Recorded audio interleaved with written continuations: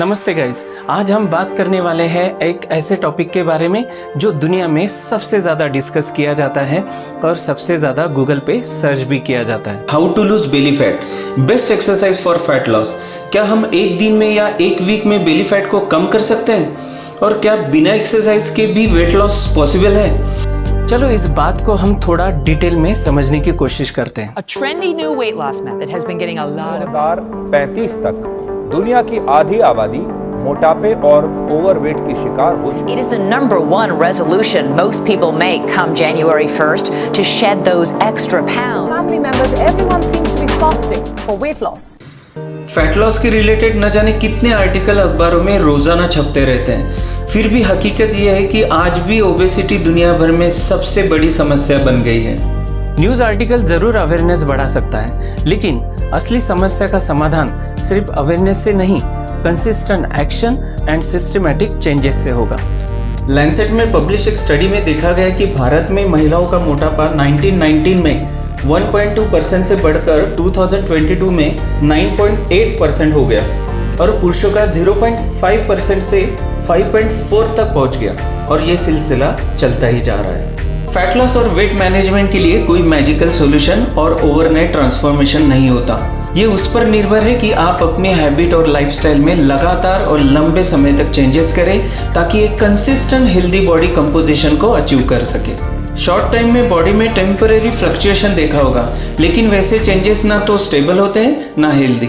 Health related बहुत सारे video content internet पे अवेलेबल है जिसे हम कंज्यूम भी करते हैं और उसमें हमें नॉलेज भी मिलता है, बट प्रॉब्लम तब आता है जब इसका असर ज़्यादा दिन तक नहीं रहता और फिर से हम अपनी गलतियाँ दोहराने लगते हैं। ये इसी तरह से चलता रहेगा या सही में हम अपने लाइफस्टाइल को बदल पाएंगे? मैं आशा करता हूँ इस वीडियो के अंत तक मैं आपके सभी सवालों के जवाब देने की पूरी कोशिश करूँगा और आप जल्द ही अपनी सेडेंटरी लाइफस्टाइल को हेल्दी और एक्टिव लाइफस्टाइल में बदल सकेंगे।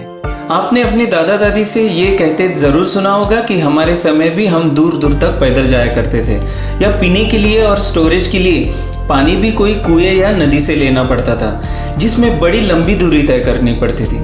मेरे कहने का मतलब ये नहीं है कि हमारे एंसेस्टर की तरह हम भी ये सब कुछ करें। आज के ज़माने में हम ऐसा करने की सोच भी नहीं सकते। टेक्नोलॉजी के साथ दुनिया बदल रही है और हमें भी उसके साथ आगे बढ़ना ही होगा। न्यू टेक्नोलॉजी ने हमारी लाइफ को काफ़ी आसान बनाया है।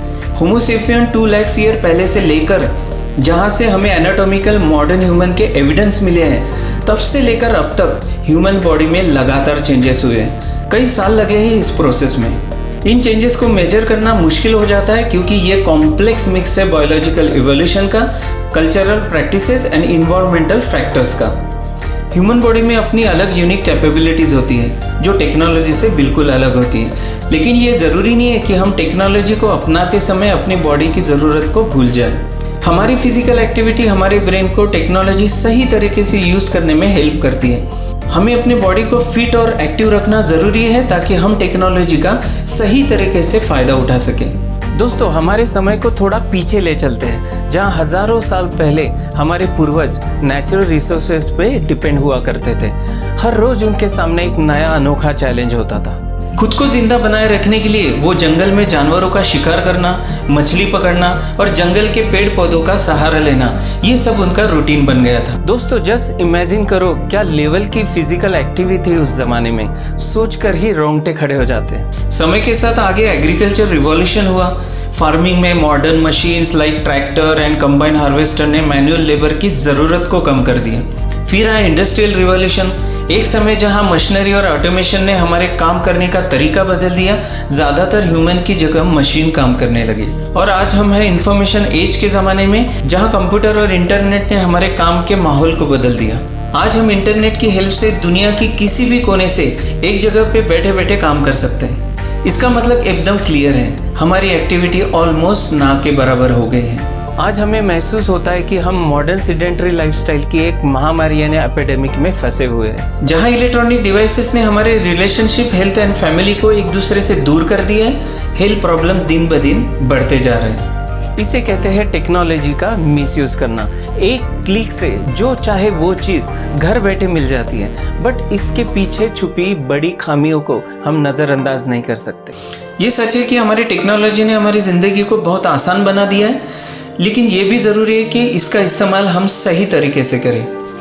जब हम अपनी फैमिली से दूर रहकर वर्चुअल दुनिया में खोए रहते हैं या फिजिकल एक्टिविटी को इग्नोर कर घर बैठे कुछ भी अनहेल्दी ऑर्डर करते हैं तो सही मायने में हम अपनी सेहत को नुकसान पहुंचा रहे होते हैं। बहुत से ऐसे फैक्टर है जो ओवर ईटिंग में कंट्रीब्यूट करती है, वो है फास्ट फूड की भरमार। जिस तरह से जंक फूड पैकेजिंग, फूड की एडवर्टाइजिंग होती है और उसमें ऐड होने वाले हाईली टेस्टी इंग्रेडिएंट हमें खाने के लिए एक्साइट करते हैं, चाहे हमें भूख लगी हो या नहीं। हमें एक्टिव रहना, डेली एक्सरसाइज करना एंड न्यूट्रिशन पे ध्यान देना बहुत ज़्यादा ज़रूरी है। फैट लॉस के लिए consistent exercise and balance diet की ज़रूरत होती है। फूड को ब्लेम करना बहुत आसान है, लेकिन रियल प्रॉब्लम है हमारी लैक ऑफ फिजिकल एक्टिविटी। आपको अपनी एनर्जी को एक्शन में बदलना है। दुनिया में कई तरह के लोग, अलग अलग भाषाएं, रीति रिवाज और कई सारे कल्चर मौजूद हैं और हर कल्चर के साथ जुड़े हुए हैं खाने के अलग अलग तौर तरीके। आज के दौर में खाना एक बेसिक नीड ही नहीं, बल्कि उसके साथ काफ़ी सारे इमोशन जुड़े हुए हैं। खाना अलग अलग कल्चर और लोगों को एक दूसरे से जोड़ता है। फैमिली मील एक अपॉर्चुनिटी है जो संबंधों को मजबूत बनाए रखती है और एक बेटर रिलेशनशिप बिल्ड करती है। बट जो भी खाना आप खा रहे हो उसकी क्वालिटी और क्वांटिटी आपके बॉडी पे बहुत ज़्यादा इम्पैक्ट करती है। क्या आपने इसके बारे में कभी सोचा है? क्वालिटी एंड क्वांटिटी आपके हाथ में है, प्रॉब्लम फूड में नहीं, आपके डिसीजंस में है। हमें ये वाइजली चूज करना चाहिए। जहाँ एक फूड एक culture and emotional relation build करता है, दूसरी ओर अगर सोच समझ के न खाया जाए वही ओवरवेट का कारण बन सकता है। मराठी में एक कहावत है, अन्न तारी अन्न मारी, आपने तो सुना ही होगा। यानी फूड हमें तारता भी है और मारता भी है। ओबेसिटी एक ऐसी मेडिकल कंडीशन है दोस्तों जिसमें हेल्थ के ऊपर निगेटिव इम्पैक्ट होता है। Obesity means too much body fat. इसका मेन रीज़न ये है कि हम बॉडी के रिक्वायरमेंट से ज़्यादा फूड कंज्यूम करते हैं, जो कि उतनी एनर्जी हम यूटिलाइज नहीं कर पाते। इसलिए कम कैलोरीज का सेवन करना हेल्पफुल हो सकता है। दोस्तों, सबसे बड़ा सवाल जो आता है हमारे सामने जब हम बात करते हैं फैट लॉस और वेट लॉस की, क्या फ़र्क है इन दोनों में? ये दोनों शब्द सुनते ही दिमाग में कन्फ्यूजन हो जाता है। लेकिन समझिए, फैट लॉस आपको मोटिवेट करता है जबकि वेट लॉस आपको कमज़ोर बना देता है। इस वीडियो में हम इसका असली मतलब समझाएंगे ताकि आप अपनी फिटनेस जर्नी को सही दिशा में ले जा सके।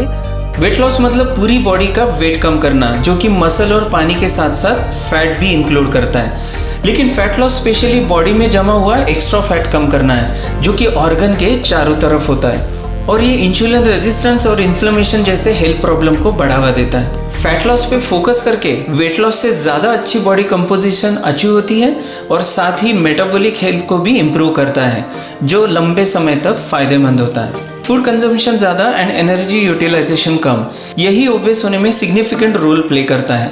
ऑटोमेशन, टेक्नोलॉजी एंड एक्सरसाइज की कमी के कारण एनर्जी यूटिलाइजेशन प्रॉपर होती नहीं है और हम धीरे धीरे ओवरवेट की तरफ बढ़ने लगते हैं। ओबेसिटी कई बीमारियों का कारण बन सकता है, जैसे diabetic, heart related issue, high BP, tiredness का होना, कम सोना या बहुत ज़्यादा सोना, एक्टिविटी के दौरान एनर्जी कम होना, जॉइंट पेन इत्यादि। जैसे कि मैंने बताया, सबसे पहला रीज़न कैलोरीज रिक्वायर्ड से ज़्यादा कंज्यूम करना। Sedentary lifestyle, lack of activity, बहुत ज़्यादा मात्रा में फ्राइड फूड या फास्ट फूड कंज्यूम करना, हार्मोनल चेंजेस के कारण भी मोटापा बढ़ सकता है। उस केस में अपने हेल्थ केयर एक्सपर्ट और डाइटिशियन की ज़रूर सलाह लें। खाने के तुरंत बाद सोने से भी मोटापा बढ़ता है। इमोशनल ईटिंग और मानसिक तनाव के कारण भी लोग ज़्यादा फूड कंज्यूम करते हैं, जो बिल्कुल सही नहीं है। Sugar, soft drink and processed food consume करना, कई घंटों तक एक जगह पे बैठे रहना। खाने पीने का प्रॉपर रूटीन रखें, रेगुलरली एक्सरसाइज करें, हेल्दी फूड के साथ न्यूट्रिशन जरूर लें। Sweet, fast food, cold drink, ice cream आदि चीज़ों को अवॉइड करें। Daily breathing exercise 10 to 20 minutes according to your capacity ज़रूर करना चाहिए। सबसे इम्पोर्टेंट यानी 8 घंटे की नींद लेना बहुत ज़रूरी है, जिसमें ओवरऑल बॉडी रिकवर होती है उसी दौरान। Daily warm water with lemon ज़रूर ले, जिससे मोटापा कम होने में हेल्प होती है। ब्रेकफास्ट रिक्वायरमेंट के अनुसार ही ले, उसे अपना रूटीन मत बनाइए। Swimming, dancing, cycling, other activity अपने लाइफ में शामिल करें, जिससे कि आप अपनी लाइफ को बेटर बना सकते हैं। बहुत सिंपल तरीका है जिससे हम आराम से ओवरवेट को कंट्रोल में ला सकते हैं। एक हेल्दी इंडिविजुअल के लिए बेसिक रिक्वायरमेंट कैलोरीज उनके age, gender, weight, height and physical activity level पर डिपेंड करता है। लेकिन अगर हम एक जेनेरिक एस्टिमेट देना चाहे तो एक एवरेज एडल्ट के लिए लगभग 2000 से 2500 कैलोरी पर डे की ज़रूरत होती है। ये भी डिपेंड करता है कि वो व्यक्ति का लाइफस्टाइल कैसा है। जैसे कि अगर कोई व्यक्ति ज़्यादा फिजिकली एक्टिव है, ज़्यादा फिजिकल एक्सर्शन करता है, तो उन्हें ज़्यादा कैलोरीज की ज़रूरत होती है। अगर हम एवरेज कैलोरीज इंटेक की बात करें तो ये 1800 से 2600 कैलोरीज पर डे के बीच हो सकती है, depending on age, sex, height और फिजिकल एक्टिविटी लेवल। जैसे किसी की 2000 कैलोरीज की रिक्वायरमेंट हो सकती है तो किसी की 2200 या 2400 कैलोरीज भी हो सकती है। अगर कोई इंसान अपनी रिक्वायरमेंट से ज़्यादा कैलोरीज कंज्यूम करता है और उसके अकॉर्डिंग उसकी फिजिकल एक्टिविटी लेवल कम है तो धीरे धीरे वो ओवरवेट होने लगेगा। अगर कोई इंसान अपनी रिक्वायरमेंट से कम कैलोरीज कंज्यूम करता है लेकिन उसकी एक्टिविटी लेवल बहुत ज़्यादा है तो वो अंडरवेट कैटेगरी में चला जाएगा, जो हेल्थ के लिए बिल्कुल सही नहीं है। दोनों सिचुएशन में बैलेंस मेंटेन करना बहुत ज़रूरी है ताकि आपकी हेल्थ अच्छी रहे और आप फिट रहें।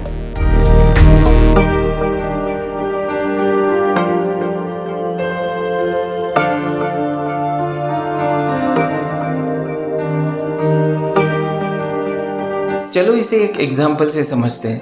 मान लो किसी पर्सन की डेली इंटेक 2500 कैलोरीज है और वो अपना फैट लॉस करना चाहता है। इस सिनारियो में अगर वो डेली 500 कैलोरीज कम कंज्यूम करे तो एक हफ्ते में 3500 कैलोरीज रिड्यूस होगी, यानी लगभग आधा केजी फैट कम होगा। इस तरह 4 वीक में 2 केजी और 12 वीक में यानी 3 मंथ में 6 केजी तक फैट्स कम हो जाएगा। ये तो सिर्फ कैलोरीज कंजम्पशन का कैलकुलेशन है, लेकिन अगर इसके साथ आपकी एक्टिविटी भी हो तो आपको हेल्दी और फिट रहने से कोई रोक नहीं सकता। हेल्दी लाइफस्टाइल के साथ बैलेंस डाइट यानी सही मायने में आप अपनी लाइफ को एंजॉय कर रहे हो। एक बार अगर आपको ये फंडा समझ में आ गया तो आपका वेट कभी भी अनहेल्दी तरीके से गेन नहीं होगा। इसमें कोई भी रॉकेट साइंस नहीं है। गाड़ी में उतना ही पेट्रोल डालना है जितने की ज़रूरत है, दैट्स इट। अगर आपका वेट ज़्यादा है तो उसे मोटापा समझने के बजाय स्टोरेज एनर्जी की तरह देखो, जिसे आपको यूटिलाइज करना है। खाओ और पचाओ, यही है लाइफ का सबसे बड़ा फंडा। अभी से आप खुद के लिए हफ्ते में 5 दिन यानी 1 से 2 घंटे डेली एक्सरसाइज करना ही है। बीच में गैप होती है, कोई बात नहीं, उसको कवर करना है। जब आप अपने आप को हेल्दी रखते हैं तो आपकी एनर्जी, पॉजिटिविटी के साथ आप अपने फैमिली के लिए क्वालिटी टाइम बिता सकते हैं। दोस्तों, अगर ये आपको वीडियो पसंद आता है तो प्लीज़ लाइक कीजिए, सब्सक्राइब कीजिए, अपने दोस्तों के साथ, फैमिली और फ्रेंड के साथ शेयर कीजिए। Be fit, be healthy. Thank you so much.